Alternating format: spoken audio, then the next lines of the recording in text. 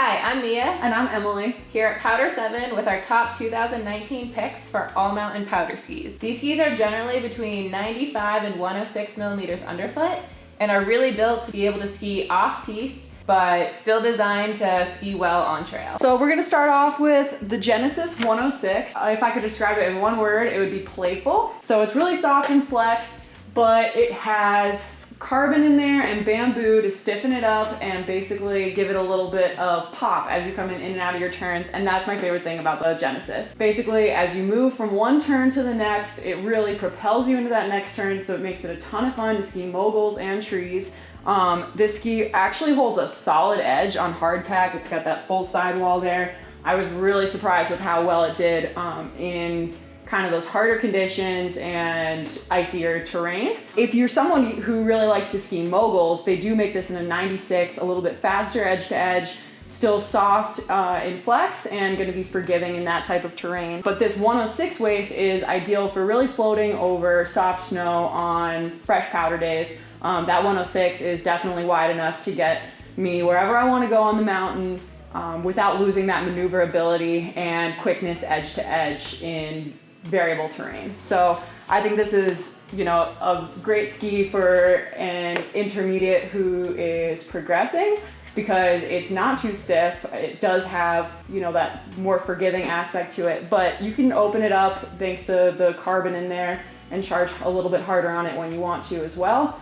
Which makes it great for expert skiers as well. First ski that I'm super pumped on for 2019 is the Blizzard Shiva, and this ski actually didn't change for this season. And I'm glad it didn't change because this ski absolutely rules. It's 102 underfoot, so again, designed to be skied mostly off trail. So for ladies who kind of like to avoid the groomers, this is an excellent option.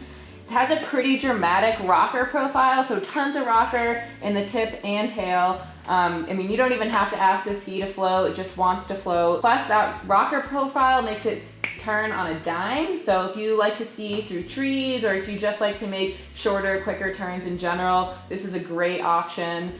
The thing that I think gets overlooked about the Shiva a lot is how light it is. Throw a tech binding on here and you're gonna have a killer lightweight setup.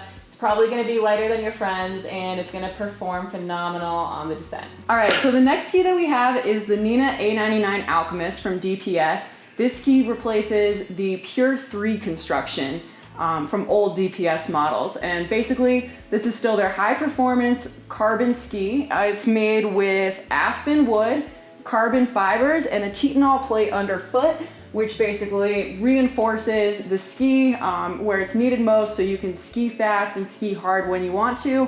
But since it's softer in the tips and tails, it makes it so it's a little bit more forgiving in bumps, trees, variable terrain. It's gonna do a little bit of work for you because those tips can flex a little bit more easily. This ski has a decent amount of rocker in the tips, not quite as much in the tails, and a long effective edge. So that makes it so it can float over soft snow, over bumps, but then when you're on groomers, it holds a great edge, very precise. And overall, it's one of the most responsive skis that I've ever skied. I find it very maneuverable in any type of terrain because as soon as you transfer that energy from your legs to your skis, your boards are doing what you want them to.